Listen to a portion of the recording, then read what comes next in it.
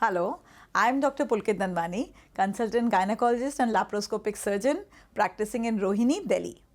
आज मैं बहुत ही इम्पॉर्टेंट टॉपिक पे बात करना चाहूँगी। मेरे पास बहुत लड़कियाँ आती हैं पूछने कि what is the right time to conceive. वो प्रेगनेंसी करने का कब राइट टाइम होता है, ये डिसीजन लेने में बहुत सोचना पड़ता है। ये डिसीजन बहुत ही कॉम्प्लेक्स है और बहुत पर्सनलाइज्ड है।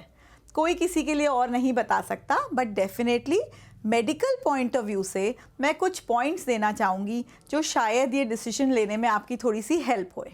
कब कंसीव करना चाहिए, बहुत ही कॉम्प्लेक्स डिसीजन जैसे कि मैंने बोला, और इसमें बहुत सारे फैक्टर्स कंसिडर करने चाहिए, जैसे कि social, physical, mental, age related और फाइनेंशियल, ये सारे फैक्टर्स कंसिडर करने चाहिए। सबसे पहले अगर मेडिकल पॉइंट ऑफ व्यू से हम बात करें तो सबसे पहले आती है फर्टिलिटी।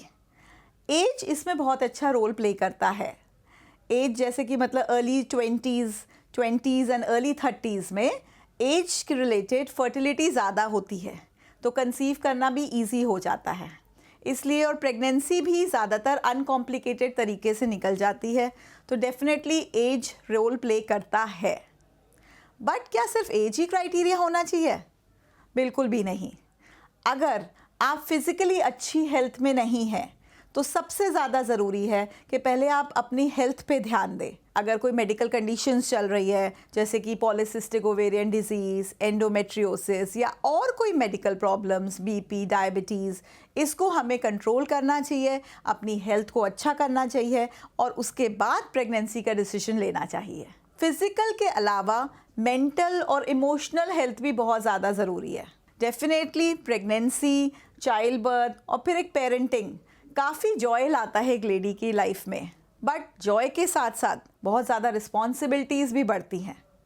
अगर आप मेंटली सेटल नहीं थे, मेंटली प्रेगनेंसी करने के लिए रेडी नहीं थे, तो इन रिस्पॉन्सिबिलिटीज़ के साथ आपको स्ट्रेस बहुत महसूस हो सकता है।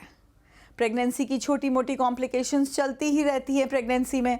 अगर आप मेंटली रेडी नहीं थे, इमोशनली रेडी नहीं थे, तो आपको बहुत स्ट्रेस महसूस हो सकता है, जो कि प्रेगनेंसी इटसेल्फ में कॉम्प्लिकेशंस जैसे कि हाई बीपी, डायबिटीज़ ये दे सकता है और वो काउंटर प्रोडक्टिव हो जाएगा। तो एज के साथ साथ आपका फिज़िकली रेडी होना, हेल्थ को मेंटेन करना, मेंटली रेडी होना, इमोशनली रेडी होना बहुत ज़्यादा ज़रूरी है। फिर प्रेगनेंसी और चाइल्ड बर्थ के टाइम पे, पेरेंटिंग के टाइम पे सपोर्ट सिस्टम, जो हमारा सपोर्ट सिस्टम है जिसमें हमारे फैमिली मेम्बर्स आ जाते हैं, हमारा स्पाउस आते हैं, फ्रेंड्स भी आते हैं, उनका होना भी बहुत ज़रूरी होता है। इससे आप इमोशनली सेटल रहेंगे और आपके ऊपर ज़्यादा स्ट्रेस नहीं पड़ेगा। इन सब के अलावा एक और बहुत इम्पॉर्टेंट एस्पेक्ट है, आजकल हर लेडी वर्किंग है और फाइनेंशियल इंडिपेंडेंस भी देखनी होती है और अपना करियर एस्पेक्ट, प्रोफेशनल भी देखना होता है। उन चीज़ों को भी कंसिडर करिए अपने दिमाग में जब आप ये डिसीजन लेते हैं। अगर आपकी एक स्टेबल जॉब चल रही है, कोलीग्स के साथ आपकी अच्छी रिलेशनशिप है जो आपको थोड़ा सा हेल्प कर देंगे जब आपकी तबीयत अगर ठीक नहीं फील करते आप किसी टाइम पे, और आपको अगर मैटरनिटी बेनिफिट मिल जाता है, तो ये चीज़ें भी आपको बहुत ज़्यादा हेल्पफुल रहेंगी। फाइनेंशियल प्लानिंग भी हेल्प देती है। अपने स्पाउस के साथ बैठ के बात करें। प्रेगनेंसी, चाइल्ड बर्थ के टाइम पे फाइनेंसेस को भी एक कंसिडरेशन में थोड़ा सा रखना चाहिए। आई होप कि इन पॉइंट्स को देखते हुए आप अपना डिसीजन लेने में थोड़ा सा कंफर्टेबल फील करेंगे। है तो ये बहुत ही पर्सनलाइज्ड डिसीजन, आप और आपके स्पाउस ही मिलके डिसाइड करेंगे, कोई और आपके लिए नहीं डिसाइड कर सकता, बट ये चीज़ों को कंसिडर करते हुए डिसीजन लें तो ज़्यादा अच्छा रहेगा।